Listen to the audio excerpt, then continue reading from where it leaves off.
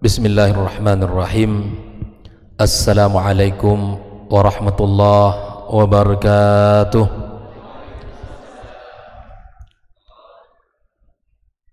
Innal hamdalillah nahmaduhu wa nasta'inuhu wa nastaghfiruhu wa nastahdihi wa na'udzu billahi min shururi anfusina wa sayyiati a'malina. Man yahdihillahu fala mudilla lahu ومن يضلله فلا هادي له. أشهد أن لا إله إلا الله وحده لا شريك له وأشهد أن محمدا عبده ورسوله الذي لا نبي بعده. قال الله تعالى في القرآن الكريم: أعوذ بالله السميع العليم من الشيطان الرجيم. يا أيها الذين آمنوا اتقوا الله حق تقاته ولا تموتن إلا وأنتم مسلمون. أما بعد. Ma'asyiral hadirin wal hadirat, bapak-bapak, ibu-ibu, jamaah salat maghrib dan isya rahimakumullah. Alhamdulillah, kita bersyukur kepada Allah Subhanahu wa taala pada kesempatan maghrib ini kita kembali dipertemukan Allah dalam kajian bulanan kita. Mudah-mudahan Allah berikan kepada kita pemahaman yang benar serta buah amal yang senantiasa hadir di dalam kehidupan kita. Kemudian kita mengucapkan salawat dan salam untuk kekasih kita, Nabi kita Muhammad sallallahu alaihi wasallam. Allahumma salli wa sallim wa barik ala Muhammad. Karena mengucapkan salawat adalah tuntunan syariat. Bahkan orang yang jika disebutkan di depannya nama Rasulullah namun dia tidak bersalawat kepadanya, maka dianggap orang yang bakhil di dalam syariat ini. Maka setiap kali kita mendengar salawat nama daripada Rasulullah, mari kita berbanyak salawat kepadanya. Allahumma salli wa sallim wa barik ala Muhammad.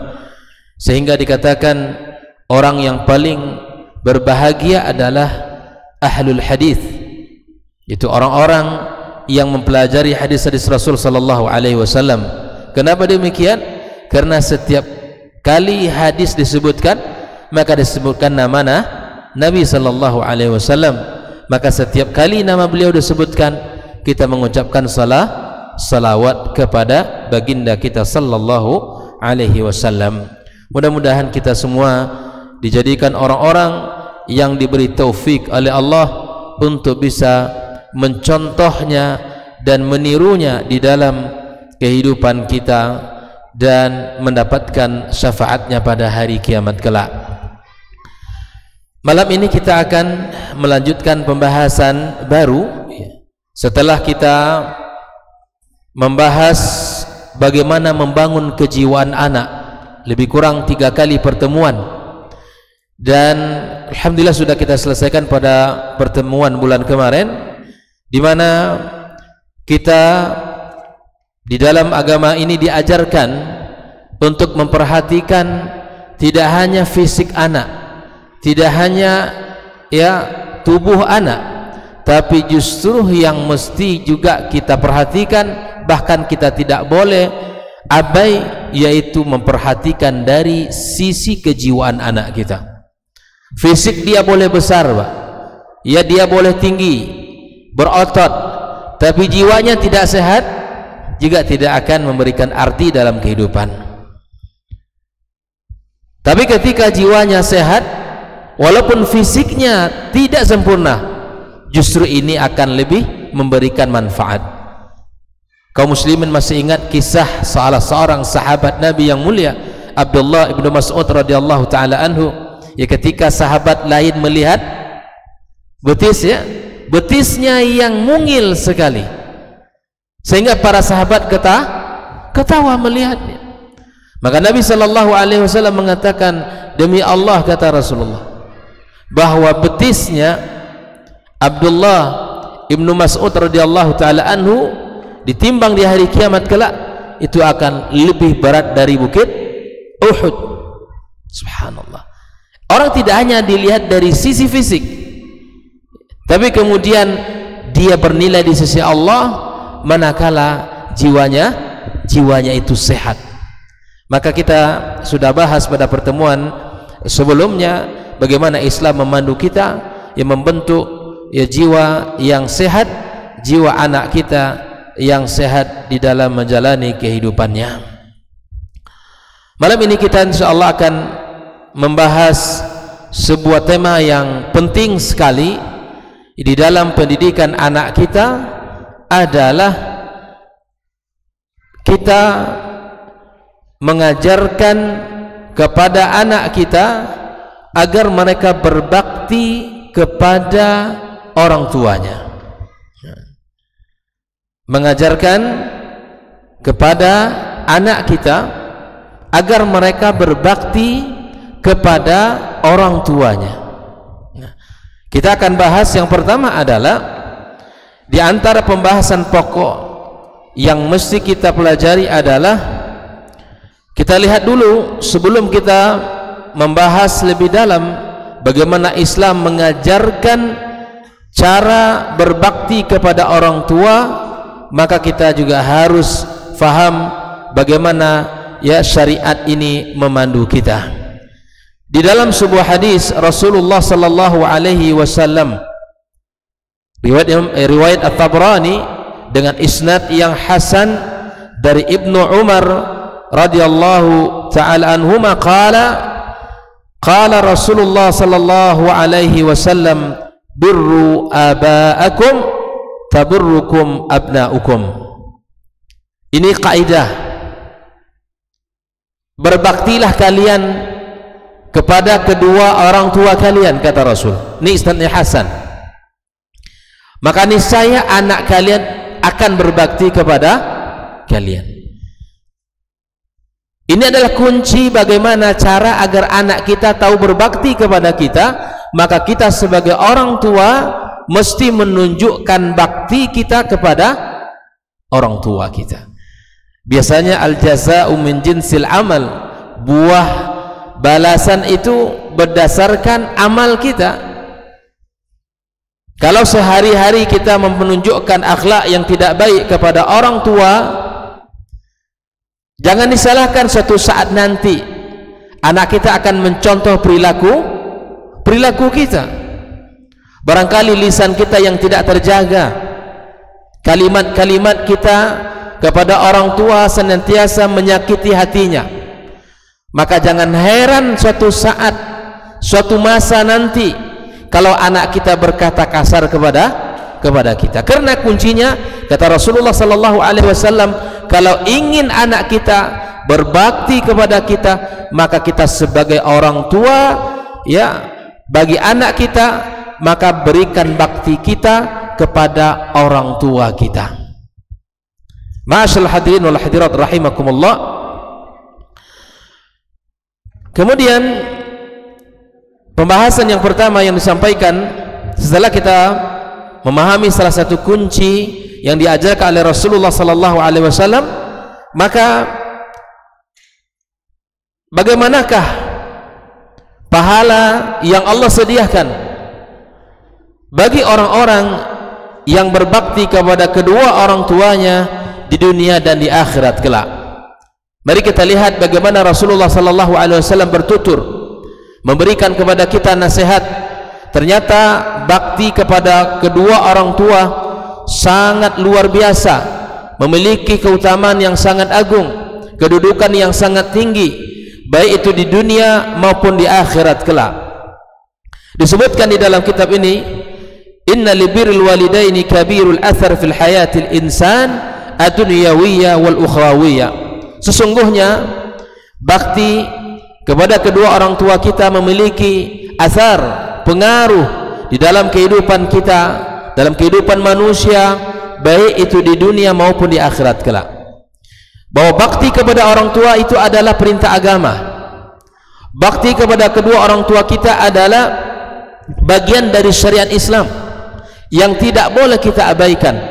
Bahkan di dalam Al-Quranul Karim banyak sekali ayat yang Allah sandingkan antara ketaatan kita kepada Allah dengan bakti kita kepada kedua orang tua kita. Oleh itu kaum muslimin, kaum muslimat rahimakumullah, Nabi kita alaihi salatu wassalam sebagai tauladan kita di dalam bab ini yang mengajarkan berbagai macam akhlak di dalam kehidupan kita, maka mari kita lihat bagaimana Rasulullah sallallahu alaihi wasallam memberikan jawaban terhadap salah seorang yang bertanya dari sahabatnya. Abu Dawud an Kulayb an jaddihi berkata annahu ata Rasulullah sallallahu alaihi wasallam faqala ya Rasulullah man abarru. Laki-laki ini bertanya, datang kepada Rasulullah, ya Rasulullah, siapakah orang yang paling pantas untuk saya berikan bakti saya? Ini pertanyaannya bukan pertanyaan sembarangan kaum muslimin, pertanyaan yang memiliki sesuatu yang tinggi dan mulia di sisi Allah. Man abarru, siapakah orang yang paling pantas untuk saya berikan bakti saya? Maka Rasulullah sallallahu alaihi wasallam mengatakan ummak. Yang pertama adalah ibumu. Berikanlah baktimu kepada ibumu. Wa abak, kemudian setelah itu adalah bapakmu. Wa ukhtak, dan saudari perempuanmu. Wa akhak, dan saudara laki-lakimu. Wa maulaka alladhi yali dzalika, dan orang-orang yang dalam urutan setelah itu. Haqqan wajiban wa rahman mausula, sebuah hak yang wajib dan kasih sayang tersambung. Ini adalah nasihat Rasulullah sallallahu alaihi wasallam agar kita bisa menjaga pada setiap orang yang ada di dalam keluarga kita. Di dalam riwayat Imam Ahmad Al-Miqdam ibn Ma'di Yakrib anin Nabi sallallahu alaihi wasallam qala, Rasulullah sallallahu alaihi wasallam bersabda, innallaha yusikum bi ummahatikum, sesungguhnya Allah mewasiatkan kepada kalian. Apa wasiat Allah? Bi ummahatikum, agar kalian berbakti kepada ibu kalian.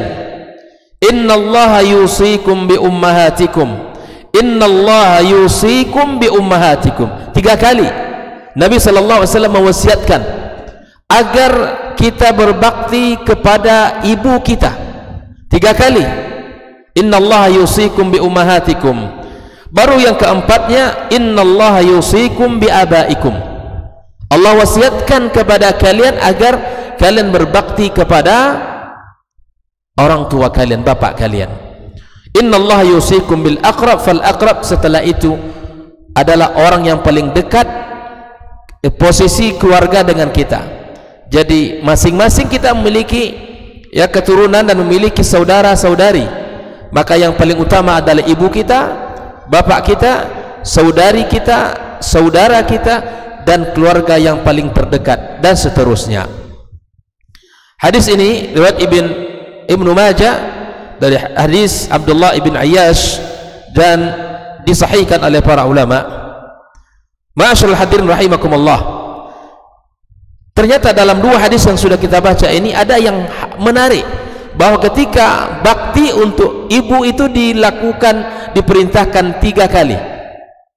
Adapun bakti untuk ayah hanya sekali.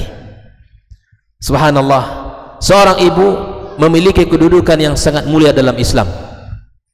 Bahkan 3 pekerjaan yang berat yang Allah berikan kepada wanita, walaupun secara fisik wanita itu lemah, tapi pekerjaan berat ini tidak diberikan kepada laki-laki.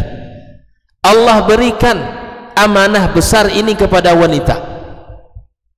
Kalau secara fisik mereka itu jauh lemah dari laki-laki, tapi kemudian Allah menjadikan mereka tempat dititipkan amanah yang besar. Apa yang 3 itu? Yang pertama adalah sebelum melahirkan, mengandung, hamil. Pekerjaan ini bukan pekerjaan ringan, berat.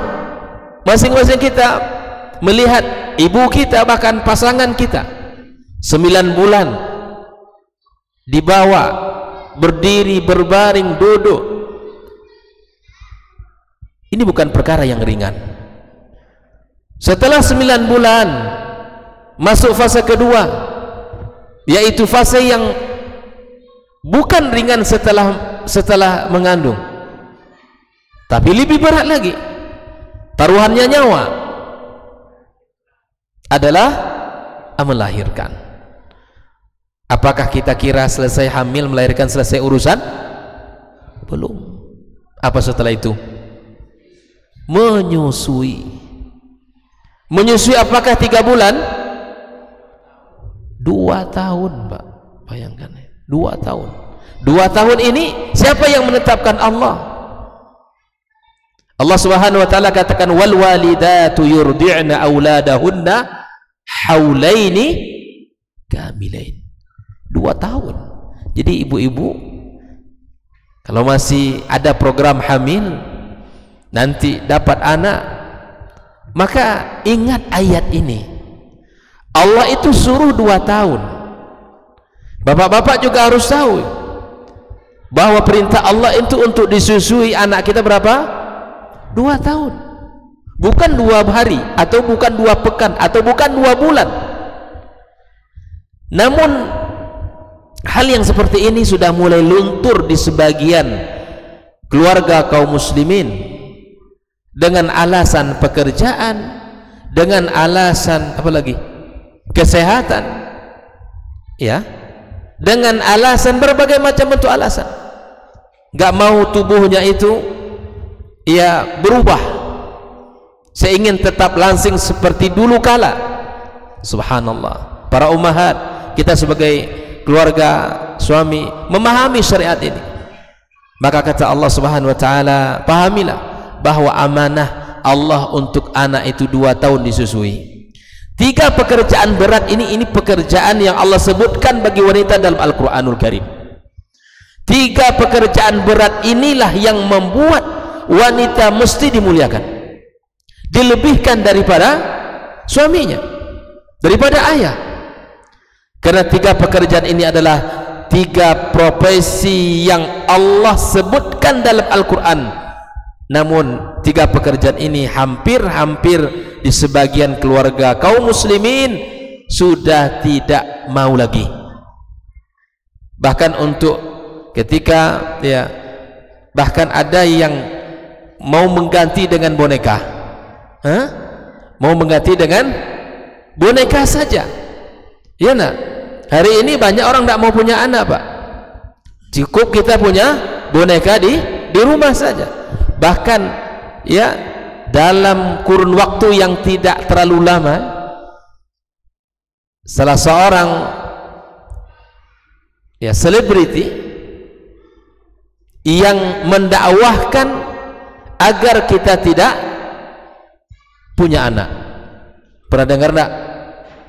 Didakwahkan oleh mereka bahwa kita bebas dari menikah, ya menikah, tapi nggak perlu punya anak. Padahal amanahnya pernikahan itu Nabi Shallallahu Alaihi Wasallam mengatakan, tazawwajul waludal wadud, nikailah wanita yang nikailah wanita yang subur dan penuh cinta kepada kalian. Amanah Nabi menikahi wanita yang subur, yang melahirkan anak. Tentu tujuannya untuk punya anak. Bahkan Nabi Sallallahu Alaihi Wasallam bangga di hari kiamat kelak, ya, terhadap umatnya yang sangat banyak.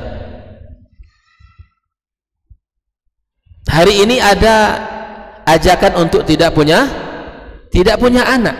Tentu ini adalah sesuatu yang bertentangan dengan syariat kita. Bahkan mungkin sebagiannya cukup dengan membeli boneka saja yang mengganti ya kesepian di rumah kita.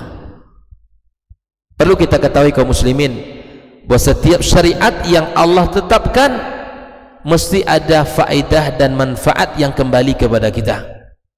Ketika syarat itu kita langgar, maka di situ akan ada konsekuensi yang akan kita terima. Lewatilah, nikmati proses ini semuanya. Tidak ada orang yang tidak ingin punya anak, karena anak adalah fitrah yang telah Allah berikan pada setiap jiwa manusia. Bahkan rumah kita, ya, kalau tidak ada terdengar suara anak, ya, agak terasa asing. Makanya saya bilang jangan sampai rumah itu jangan sampai rumah itu tidak terdengar suara anak gitu. Kalau masih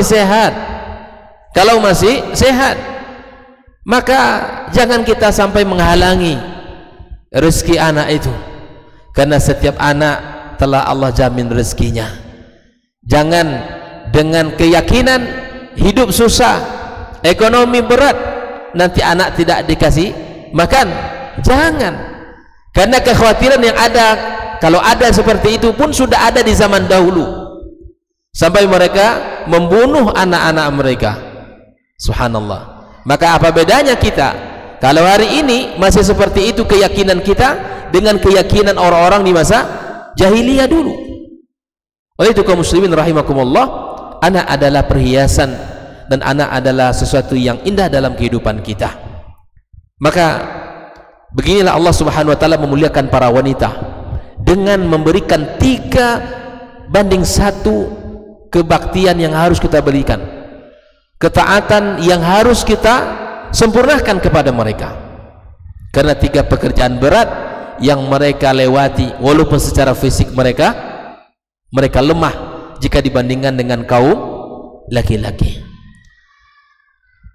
Ada satu poin yang ingin saya ingatkan kita semua kaum muslimin, bahwa ketika anak kita nanti Bapak Ibu menikah, ketika ada anak kita perempuan misalnya sudah mendapatkan jodoh, selesai kuliah S1, ketemu jodoh, alhamdulillah kita nikahkan, ketemu pula dengan laki-laki yang semangat agama dan semangat punya anak misalnya, maka jangan sampai kita menghalangi mereka, jangan sampai kita menghalangi mereka untuk mendapatkan keturunan.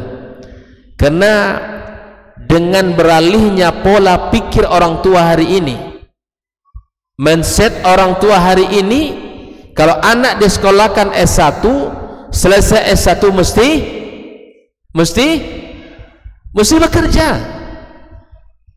Bapak Ibu, kita memuliakan anak kita untuk apa? Terutama anak perempuan. Tentu mereka ini kita jadikan agar anak-anak kita mendapatkan ilmu. Tapi kemudian jangan kita batasi, jangan kita rubah bahwa kita kuliahkan anak kita, nanti kamu bekerja, kamu punya gaji, kamu punya karir, nanti susah nak, kamu menikah diceraikan nanti sama suamimu, kamu nggak punya penghasilan, bahaya nanti. Ini yang ditakut-takuti anak-anak kita. Insya Allah ada rezekinya, kalaupun tidak dari suaminya, dari orang tuanya. Jadi ini bukan sekali 2 kali saya dengarkan, bahkan saya punya kisah tentang ini. Mahasiswi saya pernah diadukan permasalahannya, setelah sekian lama ternyata dia sudah menikah, terputus kontak karena dia hidup dengan suaminya, akhirnya mengadukan nasib yang ia alami itu. Bagaimana menyikapi orang tua yang sedikit kesal dengan saya, Ustaz? Kenapa? Saya bilang, ya alhamdulillah saya sudah menikah dan saya sudah punya anak pula. Berapa orang anak? Kalau tidak salah ketika itu dikatakan ya sudah 3. Usianya masih muda. Sampailah terlontar dari lisan orang tuanya, ya kalau kamu hanya untuk melahirkan nak kerjanya, dulu nggak perlu kami kuliahkan kamu. Kira-kira Bapak Ibu, ya perkataan ini pantas tidak kita ucapkan kepada anak kita? Nak, kalau kamu hanya melahirkan saja kerjamu, ya untuk apa dulu kami kuliahkan? Jadi Jadi perasaan anak perempuan ini ya tidak enak mendengarkan bahasa seperti itu dari orang tua. Ini lagi-lagi orang tua yang salah di dalam memahami ya tujuan anak itu dikuliahkan untuk apa, apalagi perempuan. Kata Rasulullah sallallahu alaihi wasallam, "Idza ja'akum man tardawna dinahu wa khuluquhu fazawwiju." Ini kunci bagi kita orang tua yang punya anak gadis. Ya, kata Rasulullah kepada para ayah, jika seandainya datang kepada kalian seorang laki-laki yang beragama, yang baik agamanya dan baik pula akhlaknya, maka nikahkan anak kita. Nikahkan anak kita. Ini kontan Nabi mengatakan, Pak. Kalau ada laki-laki yang saleh secara agama, pemahaman yang benar, amaliyahnya luar biasa, ibadahnya istiqamah, semangat, ditambah dengan akhlaknya Masya Allah, semua orang mengakui kalau dia orang baik, jangan lambat-lambat, Pak. Jangan ditolak gara-gara tidak punya penghasilan yang cukup. Jangan. Kalau tidak kita nikahkan, nanti akan terjadi fitnah pada anak kita. Bayangkan. Maka para ummahat, kuatkan suami. Saya pernah mengisi ya daurah untuk anak-anak muda di UIN Suska Riau. Saya bilang, kalian ingin menikah tidak? Pengen, Ustaz. Kenapa tidak menikah? Ya, pertanyaan yang pertama kali yang disodorkan kepada kami yang datang untuk melamar kepada melamar anaknya, apa biasanya? Apa pekerjaan kamu, nak? Berapa penghasilanmu? Ini berat ini. Berapa penghasilanmu? Nah, ini masalah terbesar memang. Yang menjadi poin terdepan bukan kesolehan dan akhlak yang kita ukur. Bapak Ibu, di dalam Al-Quran Allah ceritakan kisah Fir'aun dan istrinya. Kisah Fir'aun dan istrinya, di mana Asia hidup di tengah kemewahan bersama Fir'aun di istana besar, seluruh kebutuhan disiapkan, bahkan dayang-dayang yang tidak sedikit yang melayaninya. Tapi apakah Asia lantas menjadi wanita yang nyaman, wanita yang tentram, wanita yang bahagia? Tidak. Bahkan di dalam doanya kepada Allah, dia minta, ya Allah, bangunkan bagiku rumah di dalam surgamu. Bayangkan, kurang apa istana yang dimiliki oleh Fir'aun. Wa najjini min fir'auna wa amali, ya Allah, selamatkan aku dari Fir'aun ini. Sementara Fir'aun itu siapa? Suaminya. Ya Allah, selamatkan aku dari suamiku ini. Kan bahaya doa ini. Menangis dia dalam berdoa kepada Allah. Ya. Kalau ada nanti istri kita menangis, perlu ditanya juga, Pak. Apa doanya itu, gitu kan? Mana tahu doanya, ya Allah, kumpulkan aku dengan dia di surga saja, jangan di dunia ini. Ya kan? Paham, Pak? Ya Allah, kumpulkan aku dengan suamiku di surga, jangan di dunia ini. Mendoakan cepat mati gitu, Pak. Jangan-jangan dengan akhlak kita yang kurang bagus, kemudian sikap kita yang kasar, istri kita menangis, jangan bangga dulu. Tiap malam bantal basah terus menangis. Soleha betul istri saya ini. Rupanya menangis, menangiskan tentang akhlak kita kepada Allah, mengadukan tentang perilaku kita kepada Allah Subhanahu wa taala. Ma'asyiral hadirin rahimakumullah. Jadi yang ingin saya sampaikan bahwa ketika nanti ada laki-laki yang saleh datang,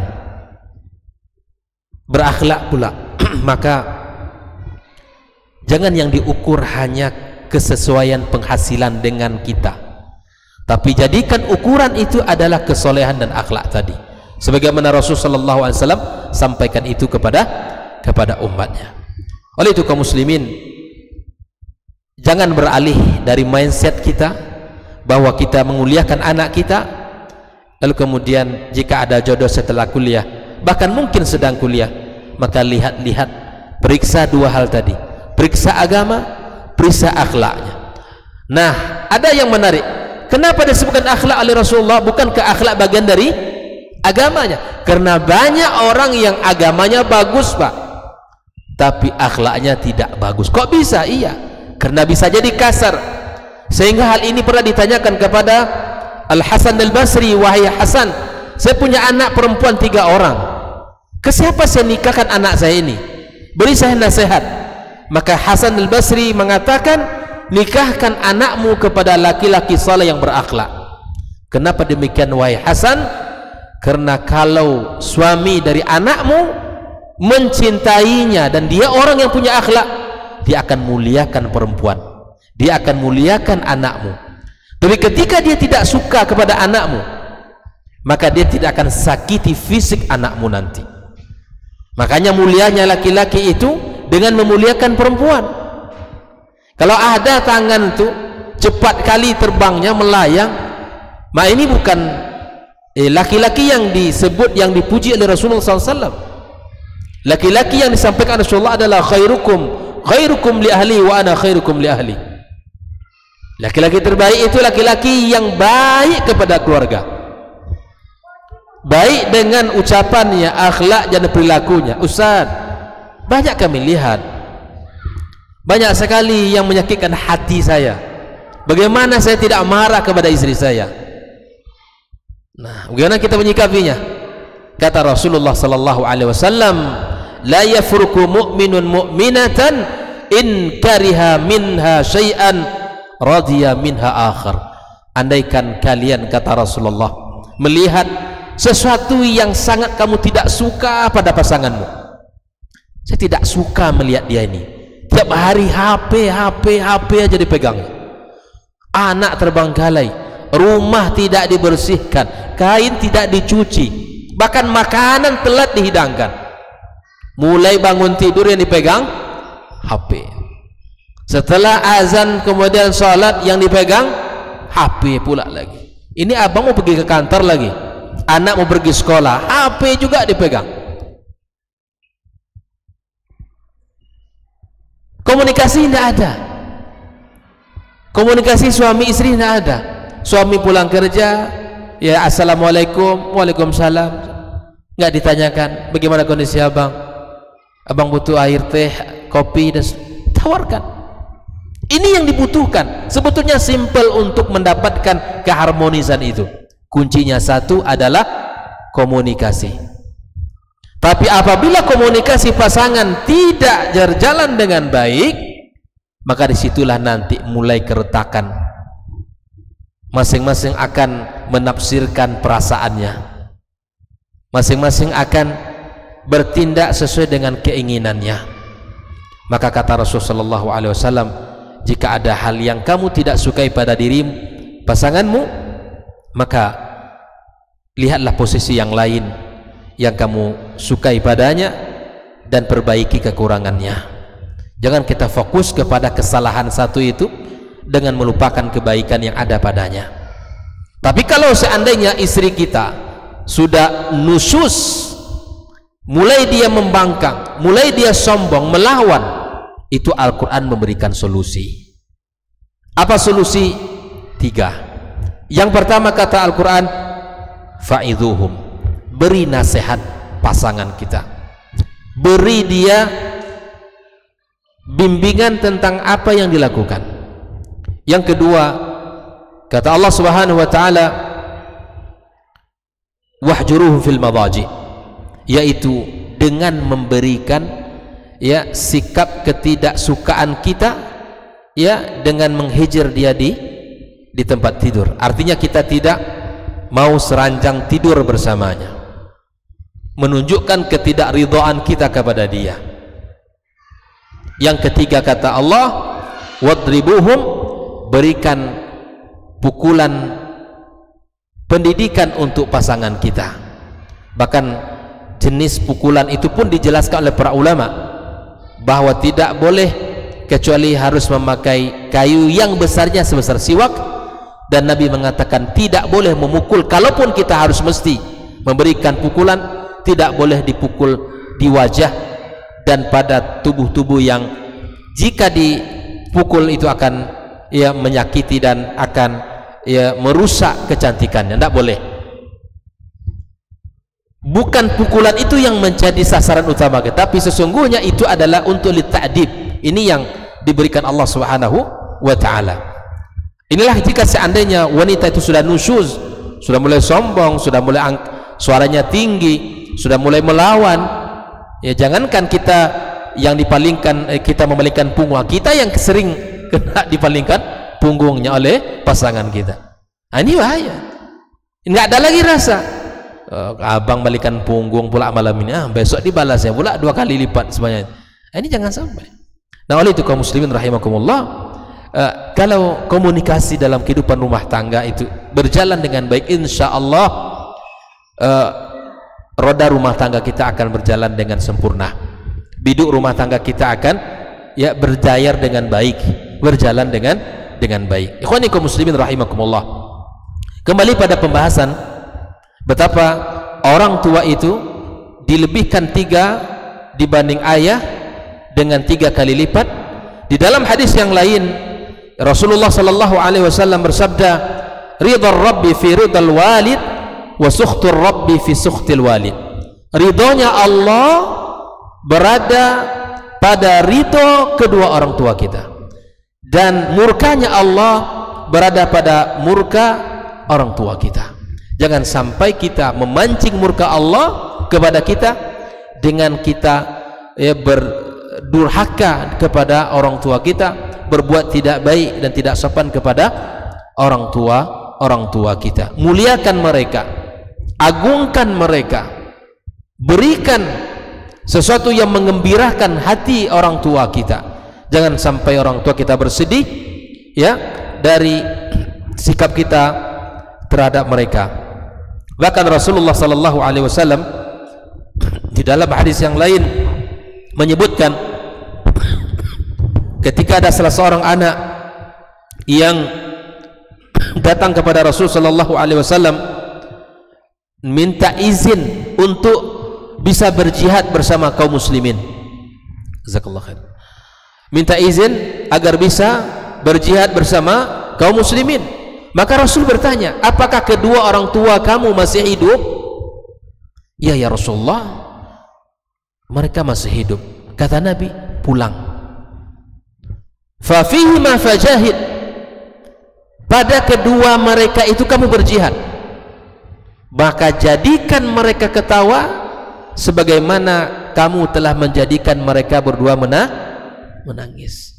Kalau ada kita masih ingat sikap kita membuat mereka ini nangis, bersedih, maka balas Pak dengan sikap membuat mereka bisa tersenyum dan ketawa. Balas.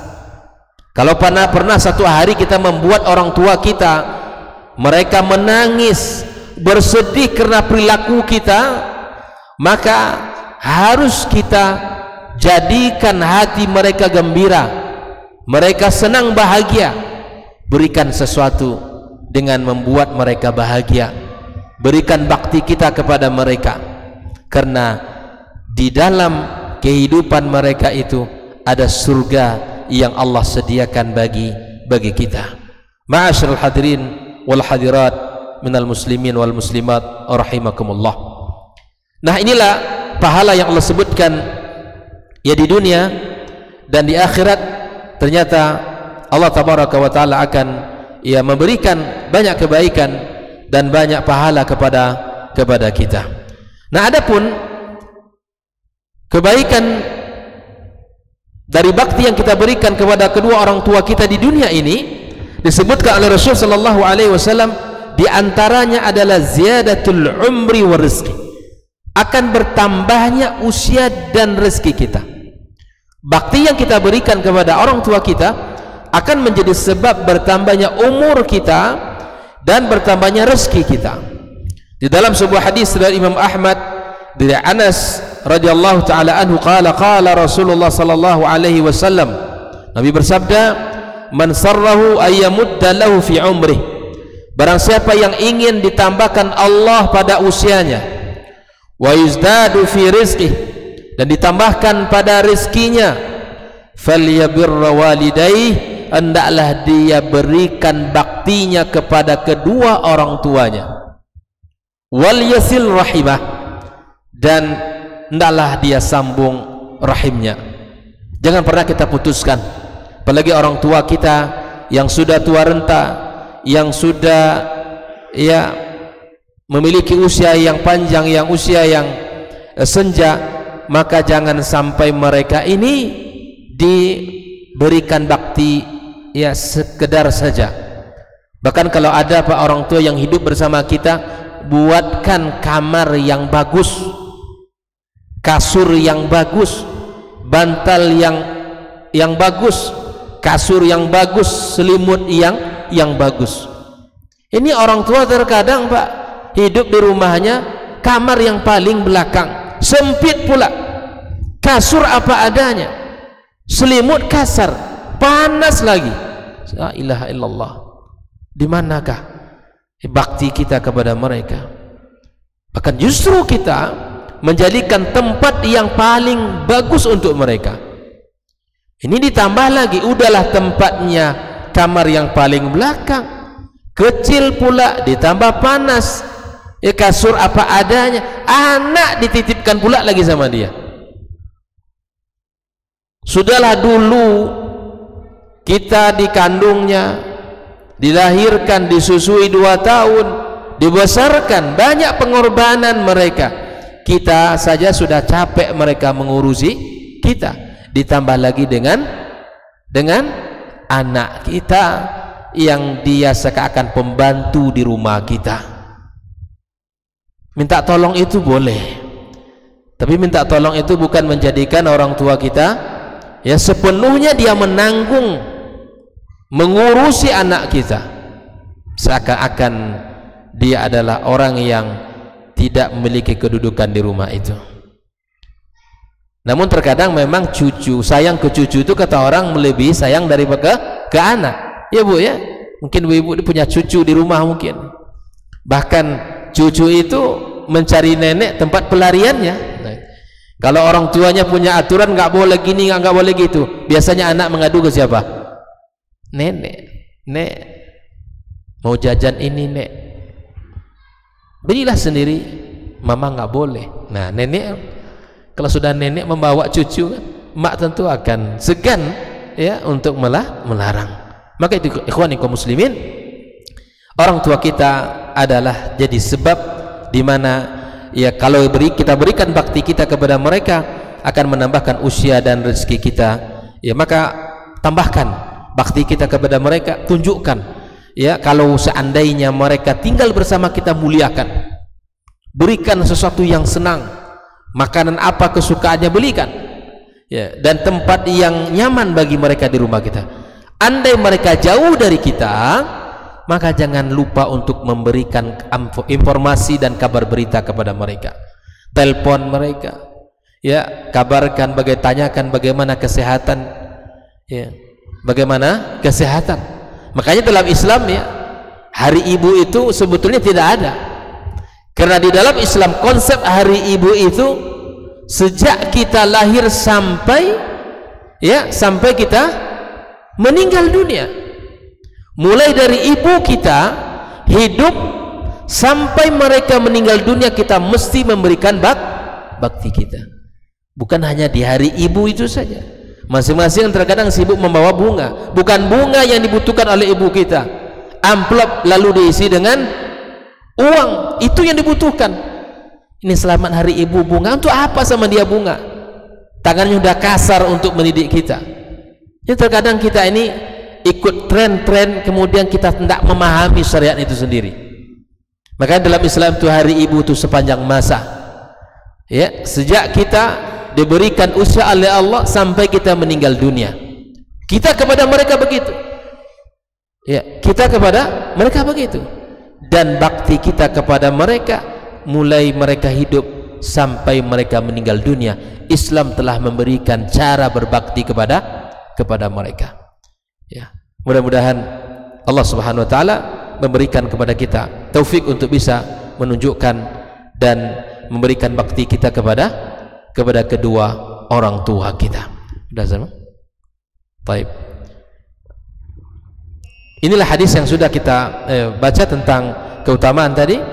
Dan saya tutup dengan satu hadis lagi dari Mu'adz ibn Anas radhiyallahu taala anhu, anna Rasulullah sallallahu alaihi wasallam qala man barra walidayhi tuba lahu zadallahu fi umrih.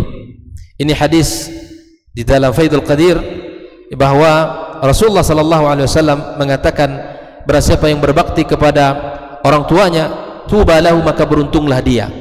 Keberuntungan bagi orang yang berbakti kepada kedua orang tuanya. Zadallahu fi umri, dan Allah akan menambahkan pada usianya. Tentu tambahan usia ini menurut sebagian para ulama mengatakan bahwa hidupnya berkah, bahwa hidupnya diberkahi Allah Subhanahu wa taala, penuh dengan kebaikan, penuh dengan karya-karya besar dalam Islam, amal-amal saleh yang sangat banyak yang bisa dilakukan dalam usia yang Allah berikan kepadanya.